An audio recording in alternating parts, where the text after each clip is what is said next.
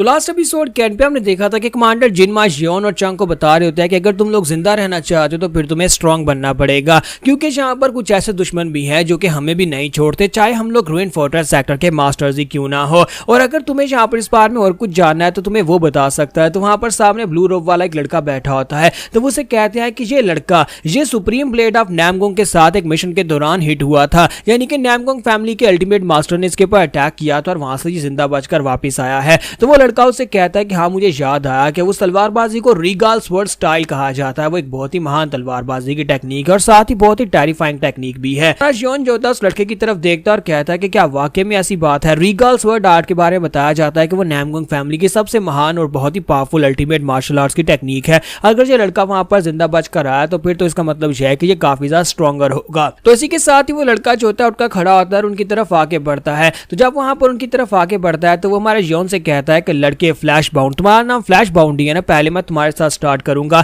चलो देखते हैं कि तुम्हारी स्विफ्ट ब्लेड टेक्निक क्या कर सकती है, मुझे दिखाओ कि तुम यहाँ पर क्या कर सकते हो, मेरे जैसे मास्टर के सामने तुम क्या कर पाओगे। तुम्हारा जियोन कहता है कि हाँ क्यों नहीं, वैसे भी तुझे सिर्फ एक फ्रेंडली डूल होने वाली है। तुम्हारा जियोन अपनी तलवार लेकर उसके सामने खड़ा हो जाता है, अपने प्रेशर को रिलीज करता है। तो बाकी के सभी लोग देखने के लिए तैयार खड़े होते हैं, क्योंकि अभी तक उनमें से किसी ने भी यहाँ पर पर्सनली हमारे जियोन को अपनी फ्लैश बाउंड टेक्निक को यूज करते हुए नहीं देखा। तुम्हारा जियोन जब वहां पर खड़ा होता है वो अपनी स्वर्ड रेजोनेंस को भी यूज करता है। तो दूसरी तरफ से लड़का जो होता है अपने ब्लेड को निकालता है और वहां पर उसे अपने कंधे के ऊपर रखकर बड़े स्टाइल से खड़ा हो जाता है और उसे कहता है मेरा नाम चियोंग मियोंग है और मैं ज़ीजियांग में ही पैदा हुआ था।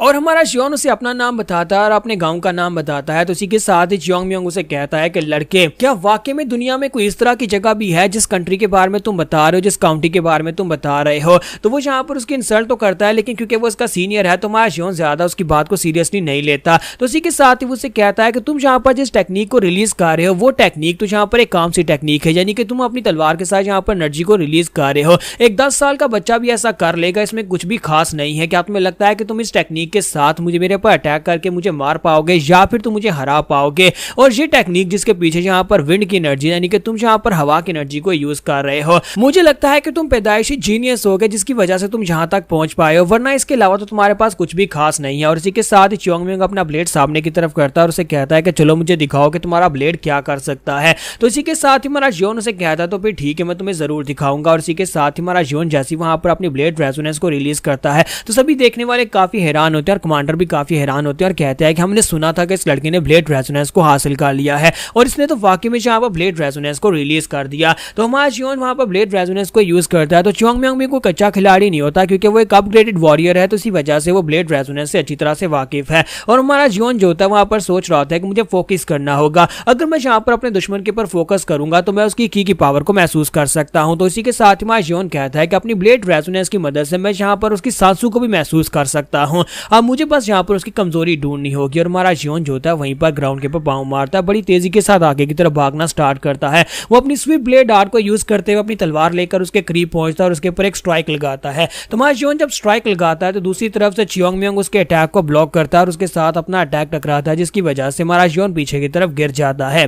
तो जियोन पीछे हटने के बाद काफी हैरान होता है और कहता है कि मुझे लगा था कि सिर्फ मैं ही यहाँ पर तेज हूँ, लेकिन ये लड़का भी काफी तेज है, इसने अपना ब्लेड कब उठाया मैं तो देख भी नहीं पाया। और इसी के साथ ही हमारा जियोन पीछे की तरफ बढ़ता है, ग्राउंड के ऊपर अपना पाँव मारता है, फिर से अपनी ब्लेड रेजोनेंस और अपनी की पावर को यूज करते हुए आगे की तरफ बढ़ता है और कहता है कि ये एक मार्शल मास्टर है जिसने नामगोंग फैमिली की अल्टीमेट आर्ट के सामने अपने आप को सर्वाइव करवाया। तो इसका मतलब यह है कि मेरी ये टेक्निक्स इसके सामने कुछ भी नहीं है, तो मुझे यहाँ पर कुछ अलग करना होगा। तो हमारा जियोन बड़ी तेजी के साथ फिर से आगे बढ़ता है और इस बार वो नीचे की तरफ झुकता है ताकि वो उसके अटैक को अवॉइड कर सके। चियोंग मियोंग अपने ब्लेड के साथ उसके ऊपर स्ट्राइक लगाने की कोशिश करता है, लेकिन हमारे जियोन को पता था कि वो यहीं पर से अटैक करेगा। तो जियोन वहीं पर से नीचे की तरफ झुकते हुए उसके अटैक को अवॉइड करता है, पीछे ग्राउंड के अंदर अपना पाँव दंसाता है और वहीं पर से स्टैंस लेकर वहीं पर से बैक पीछे की तरफ घूमता है, चियोंग मियोंग के ऊपर अटैक कर देता है। वो अपनी तलवार के साथ अटैक तो करता है, लेकिन चियोंग मियोंग फिर से ब्लेड सामने करते हुए अटैक को ब्लॉक कर लेता है, लेकिन जियोन अभी भी यहाँ पर उसे घूर घूर कर देख रहा होता है और इसी के साथ ही चियोंग मियोंग उसके सामने से गायब हो जाता है। तो हमारा जियोन काफी हैरान होता है और कहता है क्या वो कहां पर चला गया,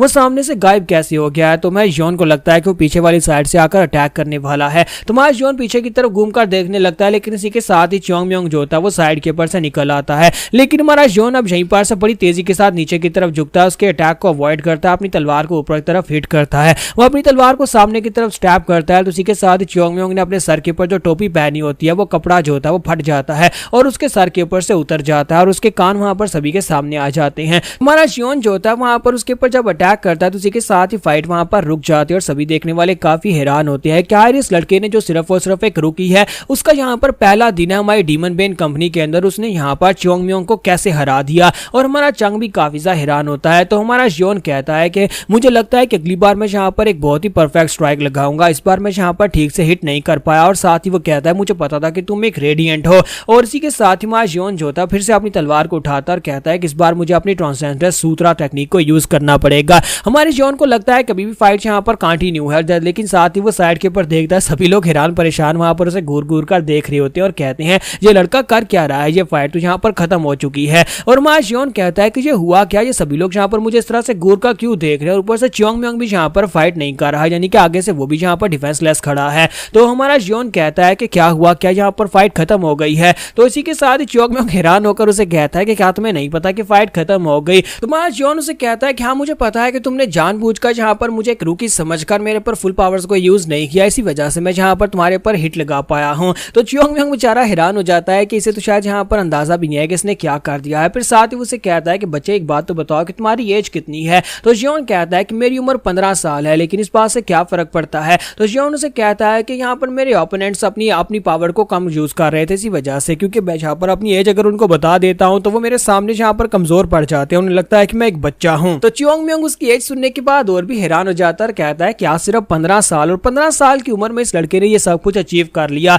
और बाकी के सभी लोग भी इस बात से काफी हैरान होते हैं और कहते हैं कि 15 साल की उम्र इस बच्चे के लिए कुछ कम नहीं है, इतना ज्यादा स्ट्रॉन्ग बच्चा 15 साल की उम्र में तो बिल्कुल भी नहीं हो सकता। इस लड़के ने यहाँ पर जो कुछ भी किया वो सब कुछ हमने अपनी आंखों से देखा है। एक 15 साल के बच्चे ने ब्लेड रेजोनेंस को यूज किया और साथ ही च्योंग म्योंग को हरा दिया। अगर ऐसे ही चलता रहा तो इसका मतलब यह है कि ये लड़का तो एक जीनियस है। हमने यहाँ पर इस तरह का मार्शल आर्ट मास्टर पहले कभी नहीं देखा। ड्रैगन फिनिक्स मार्शल टूर्नामेंट में भी इस तरह के मास्टर्स आते हैं, लेकिन उन सभी की एजेस भी 15 साल से तो ज्यादा ही होती हैं। वहां पर कुछ लड़के जो होते हैं वहां पर अपने बारे में सोच रहे होते हैं कि हम लोग अपने आप को अपने सिटी का टॉप क्लास का जीनियस मानते हैं। दूसरा लड़का उसे कहता है कि हाँ मैं भी यहाँ पर अपने आप को एक प्रोडिजी समझता था, मैं अपनी फैमिली का एक महान मार्शल मास्टर हूँ, लेकिन अब इस लड़के को देखने के बाद तो मुझे अपने ऊपर भी शर्मिंदगी हो रही है। और वो साइड की तरफ देखता है। जब हमारा जियोन जो होता है कैप्टन जिनमा की तरफ देखता है तो कैप्टन वहां पर उसकी तरफ देखता है च्योंग म्योंग की तरफ, और च्योंग म्योंग अपनी तलवार वापस रख लेता है। तो जियोन कहता है कि यहाँ पर हुआ क्या, क्या कोई मुझे भी बताएगा। तो उसके बाद अब यहाँ पर नेक्स्ट सीन जो होता है फाइटिंग एरिया का दिखाया जाता है, जहाँ पर मास्टर जिनमा जो होते हैं उन लोगों को टेक्निक सिखा रहे होते हैं।